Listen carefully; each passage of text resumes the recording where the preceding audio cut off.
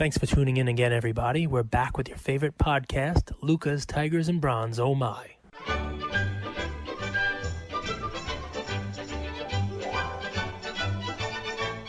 Everyone on its own, it's Disney. Luka Nation. What's up, guys? Happy Saturday from Paige and myself. Thank you guys for spending this day with us. We appreciate it so much. Our weekends get a little bit brighter when we hop on here to record and, shoot the shit, talk a little bit about sports, and then give you guys our plays. So you're really our oxygen, and I'd be remiss if I didn't take a few seconds here to thank you guys. And we know other people who showing do the tree.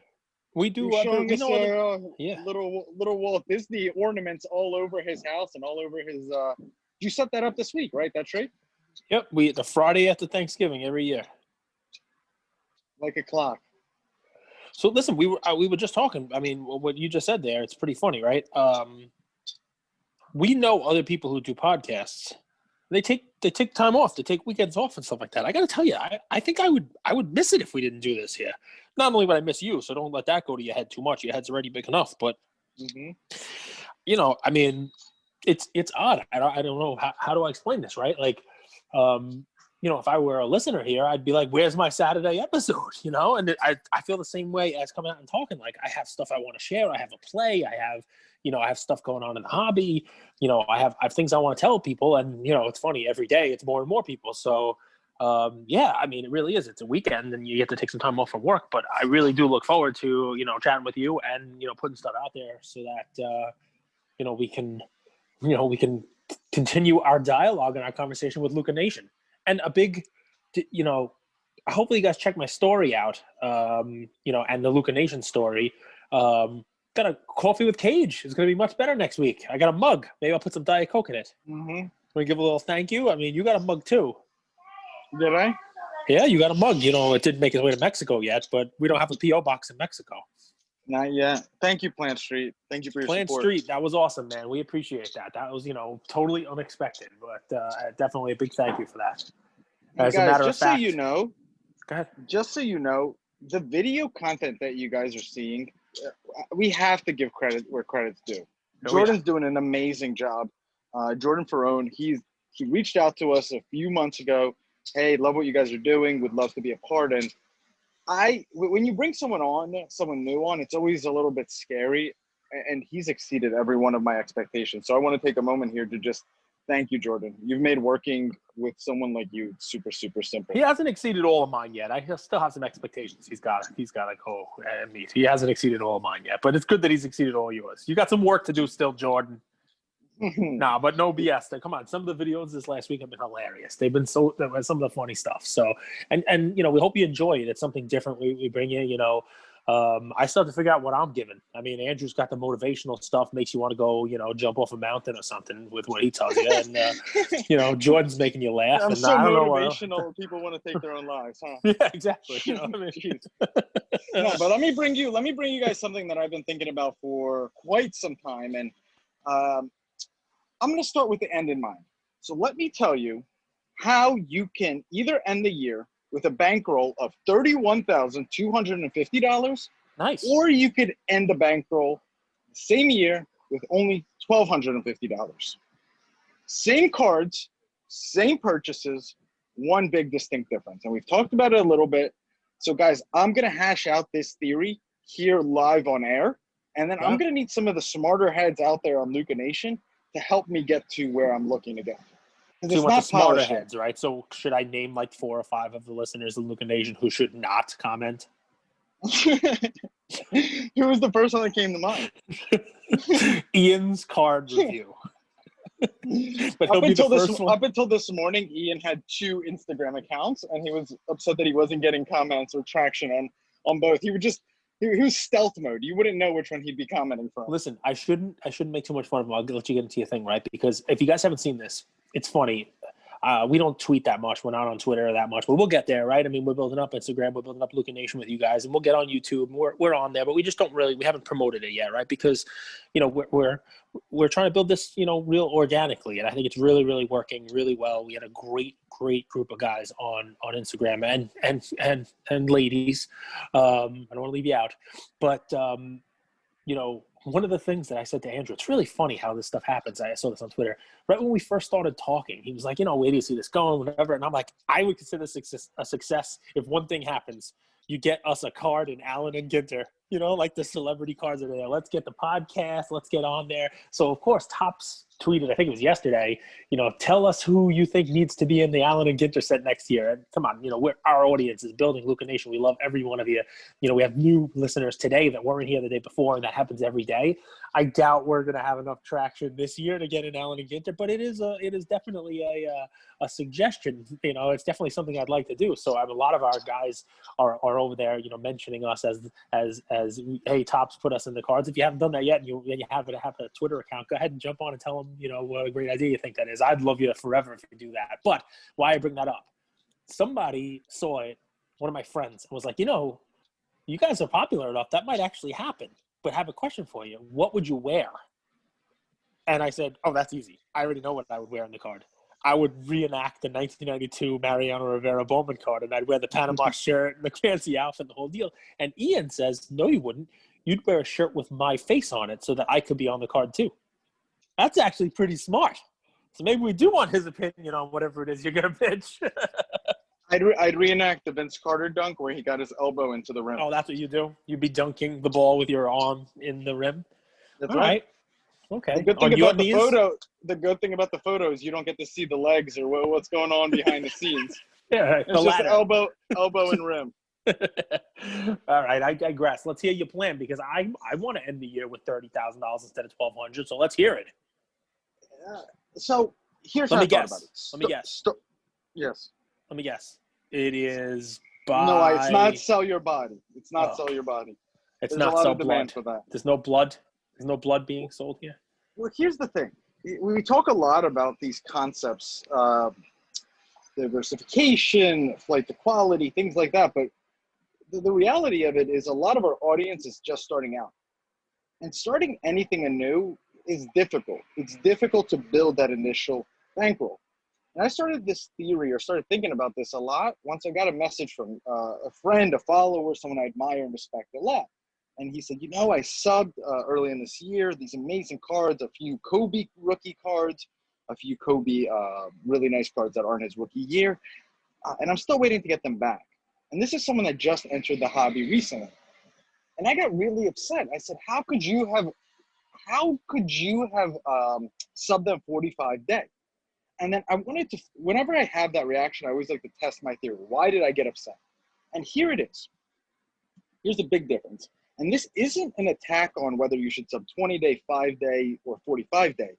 It's the understanding that in the beginning, you can't be subbing 45 day only. It's going to take too long to get that initial cash flow built. So let me give you an example. You buy one card in the beginning of the year, January 1st. Okay? You buy a Zion Prism base. 2020, this happened this year. I'm talking about my own experience. You buy one card, $50 Zion base Prism, and you submit it to PSA. Okay? That $50 card conservatively will net you $250 in a PSA 10. Very conservative. Let's say you do that again. You use that $250 to buy 5 more Zion Prism base for $50, and you sub them again. Let's say they all come back 10s again. Of course, we're making a lot of assumptions. It's okay, though. If you stay with me, you see how this plays out. Now, you have $1,250. So now, that's that first figure I brought up, $1,250. With a 45-day sub, which is really just a bulk sub, you starting that strategy, everything going to plan, everything being amazing, your gem rate is 100. The max payout at the end of the year will be $1,250. Now let's say you did that same thing, but sub 20 day. You're able to get 4 submissions in the same year. And you end that same year with $31,250. Now, of course, we're making the assumption that these are all going to come back gems. But the point being is we think of getting your return. Don't forget, returns are annualized, right? So like the S&P 500 goes up 8% every year. But what if you could get that same 8% in 10 days? and then start to compound it. That's the effect that you have when you're able to have cards come back to you from the submissions faster. So even though the return on both of those cards seems to be the same, it actually ends up being massively different in the long term, almost 30x difference within 1 year. And that's a huge thing, because if you really think about it, you bought the same exact cards, you got the same exact gem rate, but the big difference between ending the year with $1,250 or $31,250 was one submission fee, which was 15 to 20, 11 to 15 bucks per card. And I think that's pretty fascinating. Right.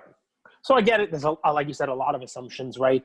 And we're not talking about the same card because most likely, I mean, you could be, I guess, if it's the same card that's going to have a static price over time, raw to grading, right? If it's the same card, it's $10 in raw, it's $100 in grading, whatever it may be, and it's continuously at the same price during the year. It's sort of like a snowball, right? But think of it, you're rolling a snowball down the hill, but you got two snowballs in a similar path, right? Two snowballs, they start the hill at the same time. Now, they only pick up snow while they are moving. While they're in PSA, they're not moving, right? So they can only pick up snow while they're moving. And you have two paths, all right? You can have a bigger snowball that stops more frequently at PSA and stuck at PSA. And it's only going to roll a certain distance, less distance, even though it starts off bigger. Or you have a smaller snowball, right? Because you're paying more of your money up front on a, but it's spending more time gathering that snow down the hill.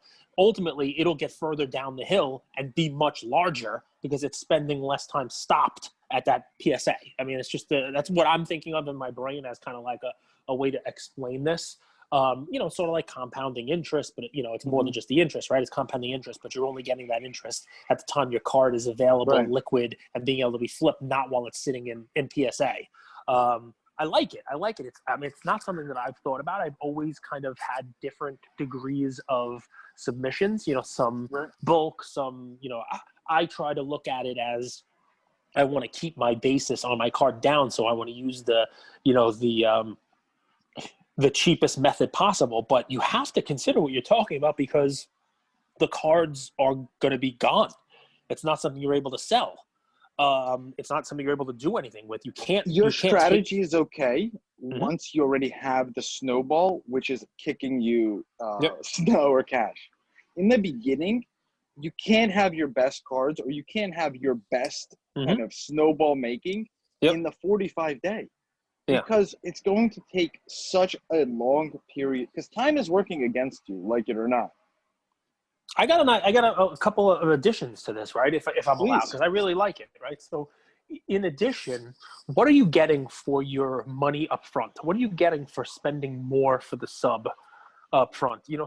First you're looking at it right there. Like, you're going to box this thing up and you're going to send it to PSA and you're either going to spend $19 a card or you spend $30 a card, right? Let's just use that, right? Use ultra modern, whatever, use our sub rates. Exactly right. Because that's our sub rates, 19 and 30. You got an ultra modern card and it's $19 to send it in for a 45 day and it's $30 to send it in for a 20 day, right? So using that, what are you getting for that $11? Not only are you going to get it back quicker and have the ability to capitalize that card and invest or reinvest that more money into more of the same card or more of any other card. But here's the other thing, right? People have gotten lucky recently because it's almost been a steady shot up. While PSA is sitting on your card, the card's values are going up. That's not the case anymore, right? During this year, we've seen ups and we've seen downs, right? So a couple things. Number one, you get that card back faster. For that $11, you're not only able to recapitalize that money, but you're able to minimize your risk on the card, right? If you think the card's going to keep going up because he's a good player, you can hold the card. PSA is not holding your card, you're holding the card. Now, if the card has gone up, and you want to sell it and capitalize, you can sell because you have the card in hand. It's your decision. Hold it or sell it. When it's at PSA, you can't make that decision. Also, what happens if in the 35th day, let's just use 20 and 45. We know it's business days, but just for simplification, what happens, you get it back on day 20 and you're able to sell it. What happens day 38, you still don't have it back, he gets hurt. What happens if the player gets hurt? Right? It's sitting at PSA and now the value has decreased like crazy. I hope you never submit a card where someone gets injured while PSA is holding it, but you know what? It's bound to happen if you do this stuff enough. That's just going to happen. You're decreasing your risk of it happening if PSA is holding your card for half the time. So you're buying a little bit of a risk hedge by getting the card back earlier as well, which is just another thing. You're able to reduce that. You're able to capitalize on somebody doing well. The card's in your hand rather than, wow, he had a great 4-game or 5-game 40-point streak, but you can't do anything with it because PSA's got the card. So there's a lot of reasons, not just in being able to deploy your capital however you like, but there's a lot of reasons to try to get those cards back. But it depends on what you think. But I know what you're saying. What you're saying is it's almost like a penny wise, pound foolish. Spend a little bit more now. It seems like it's more money, but ultimately it's invest a little bit more now. Yeah, it makes sense. Because that's a big thing. People think of the sub as you're spending and the cards as you're investing. The sub is equally an investment. So, of course, you want to keep those $11, $15 in your pocket, but those $11, $15 are actually a part of your investment. And you see how the quicker they come back, your snowball accumulates and accumulates and accumulates much more quickly. So that's what I mean by the investment. The $11 extra up front will help your accumulation down the road. I like it. And guys, I like it a lot. I wanted to come in here and discuss it because I knew it wouldn't be a polished theory, but what you see with us is what you get. You guys have helped us in so many ways. Kind of, iron sharpens iron is one of my favorite quotes. They kind of really get down to the nitty gritty and the little truths, the truisms within the hobby. So this is the same thing with this theory. We have over 700 listens a day now. There's a ton of you guys out there who can come in and say, I see what you're saying, but how about this nuance? How about this nuance? How about this nuance? And we'll figure it out together. So that was my goal hopping on here to discuss this. I like it. Now, you're going to like my play even more. If you like you're giving a play on top of it? Yeah. Wow. You want me to go right into it? I will. Yeah, go ahead. There's this 3-headed monster of young guys. They're all amazing. I'm going to be honest. I think baseball is in good hands if they figure out their marketing. Soto, Acuna, and Tatis are going to be stars. Now, I want to talk about just one guy because Soto already has a championship. Acuna, he was crowned the prince even before he really did a lot. He was like the next 40-40 guy. Yep. But I still think Tatis is underrated. Wow. And I think we got to see a preview of him this season, but I think two things worked against him. At the end of the year, he ran into a little bit of a slump that in a 162-game season might have been corrected, but in a 60-game season, it was, what have you done for me lately? Yeah, he started to get hot in the final weekend, too. Imagine he could have carried that over. You're 100% right, man. Maybe he found a slump buster. I think maybe he did. I love Tatis, man. He posted today on his story. He's like, I love you. I miss you, baseball. I love guys like that. I love guys that are that love the game, And the second thing was I think he was a bit overshadowed by just how good the Dodgers were. I think going into next year, he is in my bucket of exceeding expectations. I think he's going to have a blowout year. I think next year he's going to be even better than this year. And I think you can get his cards dirt cheap. And the card that I really want to get is the gold. I think it's time. Cage and I talk about the Topps Series 2 gold. They always number it out of the year it comes out. So it's just a cool card. And, it was up to $2,000 this year. And just recently sold for $1,100. So after fees, $1,000. That was what that card was in the beginning of the season, right? $700, $800, $900. I think now might be a time to make a play if you're a believer in Tatis like I am, into the gold. And if not, if you don't want to go gold, the Topps update is $135, $145 right now. I think that's a $200 card by the time season starts. And if we've seen anything, the Series 2, right? You're talking about the Series 2? Yep, just the standard rookie card. Yep, Series 2. Yeah. Card number 410. If we take a look, what is the buying that's going to happen as NBA season starts? It's not going to be NFL. It's not going to be Pokemon. It's not going to be any more NBA, right? Because actually, when people buy NBA cards, is in the preseason, is in the 3, 4, 5 weeks that we just saw before season starts. I think as December and January rolls around, we're going to start seeing a little bit of an uptick in these prices. And I don't think there's been a better time than now to jump in on your guy. And my guy is Tatis. I love Tatis, and I prefer the gold. I just think it's cool. It's my name is gold. But hey, if you want to just go and go standard Topps Update Series 2 PSA 10, it's a $135 card right now. Take a look. I think it's worthwhile. Well, you know you're never going to hear anything bad about Tatis from me. So I love the play. It's funny. We have one listener who lives not far from me and is involved in our sub, and he has been looking to get one of these golds also. So he's gonna hear this and be like, "Oh, I better go scramble and get one now." Let me layer something on here. Yep. Buy some raw Topps Chrome of his, maybe. They gem really well, and throw them into a bulk sub. So this is actually a cool thing that I don't know what these theories called, but do you ever buy the PSA 10 and the raw and kind of hope that some of the raw cards, PSA 10 and gem, and then you kind of have the average price of your guy as half?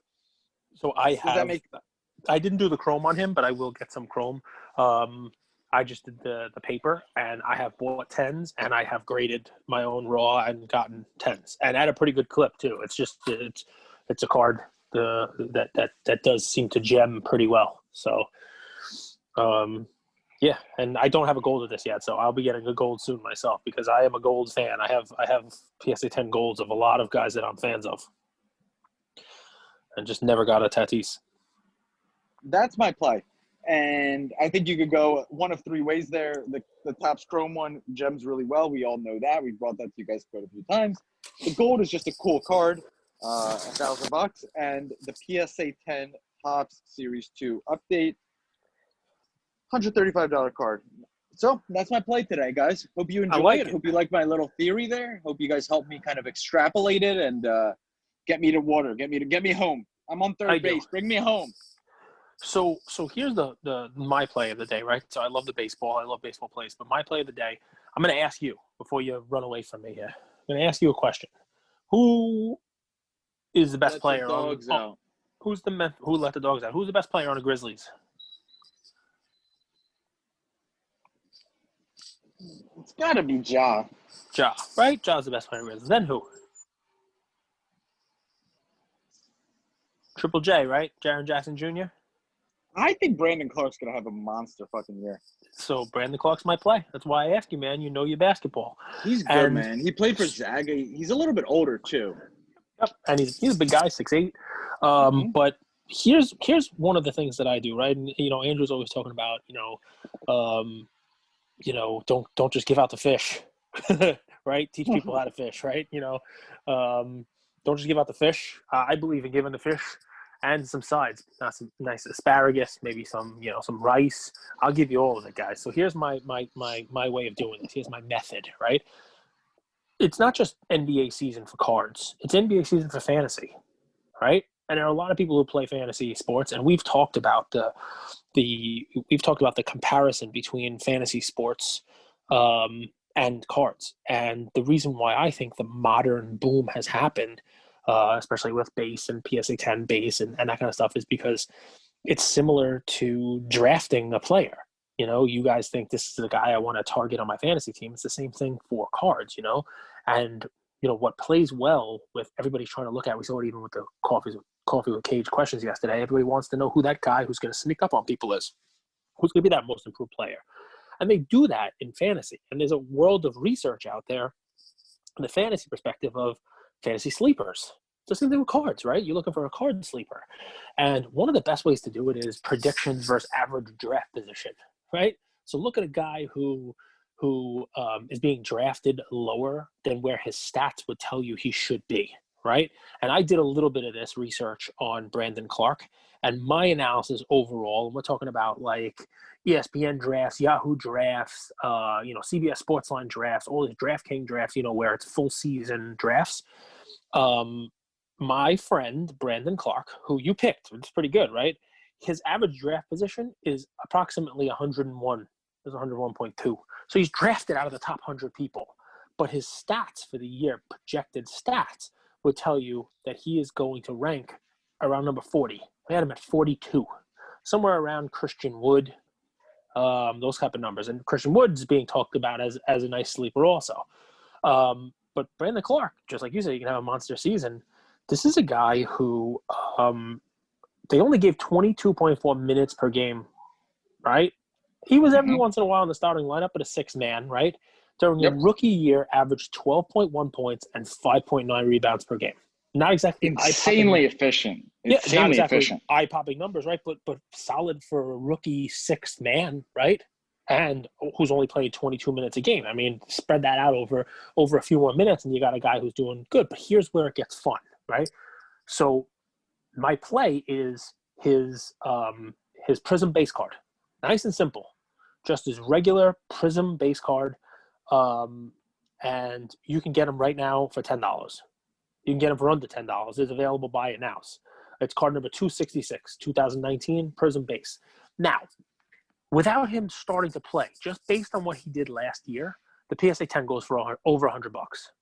Right? So if you're able to buy for $10 and PSA 10 them, it's a 10-to-1 multiple. Now, I know that most of the ones you're finding on eBay, you have to be careful, right? Don't buy ones where the guy has, a couple of Brandon Clarks, a couple of Kevin Porter Jr.'s, and everything else is Brandon Clark and Kevin Porter Jr. PSA 9s and 10s. Because that's somebody who's selling the raw ones that he didn't even think were going to get 9s and 10s. Look who you're buying them from. See if anybody's breaking boxes of this stuff. See if it's somebody who only has a whole bunch of raw sales. I did look, and there are plenty of them out there because Brandon Clark was not Tyler Hero. He was not Zion. He was not Ja. He was not somebody that had a whole bunch of hype around him. He's a big man. But where does it change? So I'm telling you, go out there and spend $100. Go buy 10 of his base cards for $100, right? If it so happens that you get a couple of them at PSA 10, you're going to make some money. But here's my deal. I imagine, and we're trying to be as reasonable as we can be here, that several of the 10 are not going to be gem worthy. Maybe half of them, right? Maybe half of them won't be. Jaren Jackson Jr. is not available to open the year. Still recovering from an injury in the bubble, right? So what does that mean? All accounts are saying that Clark, our good friend Brandon Clark, is going to be starting at power forward until Triple J returns, right? Now, maybe he gets put back to the sixth man. Maybe they find a starting center role for who the heck knows what's going to happen. Maybe he forces his way into the starting five when he has full time where he's a starter. But what's the matter? You look confused. I have so much going through my mind because I wasn't aware that Jaren Jackson Jr. wasn't available to start the year. I know he had a meniscus, so I would expect that he would be available. But what I was thinking about even before, and this is why I had like a little smoothie brain, those guys play the same position. And I actually think Brandon Clark's going to have a monster year. Who would they trade, right? Well, Jackson's been playing a little longer, right? So you'd figure that they'd get another year of control with B. Clark? With Clark. But who knows? I mean, you never Triple J is he's someone really, really that's like attractive on the trade block. Mm-hmm. He's only 20 years old, man. Yeah, I know. Well, listen, you don't trade away that kind of a guy. But I mean, look, Clark's a center forward. It's two big guys. You could have a good offense right in there. But yeah, I mean, listen, he's not going to be ready to start the season. So that's your key. Is that confirmed? So, yeah. That's 100%. Crazy. I mean, ESPN posted about it. I'll pull an article up now. Because there was a short off season, right? So it was a Grizzlies vice president of basketball operations, Zach Kleinman, said that Winslow, so Justice Winslow, and Jaren Jackson Jr. will still be recovering from injuries when the 2021 season starts. It's unfortunate the NBA season ended up starting a little bit earlier than we were budgeting for. Because of Jackson's torn meniscus, he will not be available. That's fascinating. And torn meniscus is a quick recovery. I mean, he was injured, what was that, August, let's say 10th? Well, listen, 4 months. They're also probably taking it a little bit slow with the guy. You know what I mean? It's not, I mean, there's no reason to rush him back on there. But the point I'm making here, right, is the Grizzlies are going to be good. John Moran's going to take a step forward. Triple J is going to be fine, right? But I think Brandon Clark takes a step forward. And even if he plays the same way for the foreseeable future, the beginning of the season, in the preseason here, when we start to see actual games, before they actually start to play, Clark is going to get a full run. So now you got a guy who was scoring, 12, 13 points in 22 minutes is now going to play 30 minutes, and maybe he's scoring close to 20 points a game, right? And I don't know how long that's going to be for, but he's going to be filling up the stat sheets, and no one's looking for him. And you can buy his Prism card for $10. You know how much a Prism box you can get for $10 now? I think they might sell you the price tag for $10. Nothing's $10, So why not get a rookie who right now is going to run? So what am I saying? Go buy 10. 5 of them you might grade. 5 of them maybe you sell next month when he's putting up 30, 35-point game in a week, and you'll be able to recoup your entire investment of the 10 plus your grading fees on the 5 that you sell as raw, and the 5 that come back from grading are all gravy. Do you know who I'm glad you brought this play up. Brandon Clark's one of my favorite players. I did not know that. He reminds you of Chris Bosh a lot. I was afraid because when I brought up Jared Culver last year, I mean, I feel like we've been doing it so long, bro. Jared Culver, you're like, who the F is Jared Culver? So at least you know who Brandon Clark is. I love efficient big men. Like, you'll look at his percentage, and I keep saying the word efficient. Like, I love guys that, they're shooting over 60%. Guys, he could pull up from 3 too. So I love the play. He's going to be good. He's going to have a really good year. Andrew taught you about snowballs today. He taught you about basically compounding your money and not being penny wise and pound foolish. I brought you a Brandon Clark play, but the big thing you should take away from this is that Andrew's favorite thing in the world are big men. He likes big men, and he likes the ones that shoot efficiently. So an efficiently shooting big man is what he likes. When I searched Jaren Jackson, the news came up. It was like, Jaren Jackson rumors. Dylan Brooks claims Grizzlies big man grew 2 to 3 inches. ... Exactly. So this is what he likes. He likes big men, folks. Just let you know. No, but seriously, guys, this is the kind of play, right? So you got to take advantage of these opportunities, right? Because look, even here we are on this, do a little research on a guy who should take a step forward. There's even an artificial inflation to it because he's going to get minutes in the beginning here that he would not otherwise get. He's going to get an opportunity to run. He's going to get an opportunity to show his team and fans what he can do. You should be taking advantage of that. And the easiest way to do it is buy the guy's Prism card. What do you think? I'm going on eBay right now. No, give our listeners a chance to buy some. I've been chomping at the bit for my next Zion guy, and we just found him. No. I wouldn't put him in the same category as Zion just yet, but look, he's. Well, let me ask you then. Well, then let me ask you. Last year, right around the same exact time, Zion was coming back from his meniscus, started playing, got in the starting lineup, put up 24, 6 and 6. People were like, where did this come from? That $50 base Prism became a $90 base Prism. They're like, wow, this guy is legit. Turned into a $200 base Prism.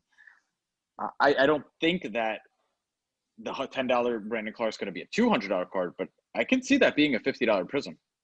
He's good, man. He's really good. Well, I mean, I like him. I'm telling you, I watched this guy a lot in college. I watched him a ton on the Grizzlies. He didn't get a lot of play because he came in drafted behind Jaren Jackson Jr., who's really good as well. And Ja Morant. I mean, this is the thing, right? You got 2 younger guys who are talented players.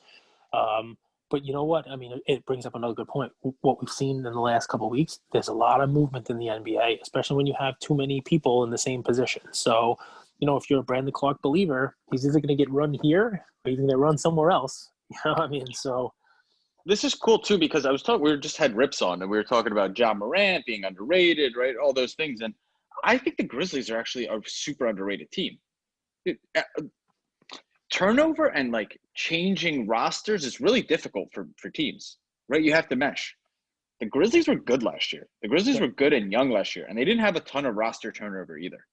So I think they could really take a step in the right direction this year, and maybe they'll get an 8, 6, 7, or 8 seed too. So they should have got the 8 seed anyway, weren't they? When they went to the bubble, they were the 8 seed anyway, right? I mean, they kind of got a little hosed by this. So yeah, to take a step up, you're talking about potential 6, 7 seed, something like that.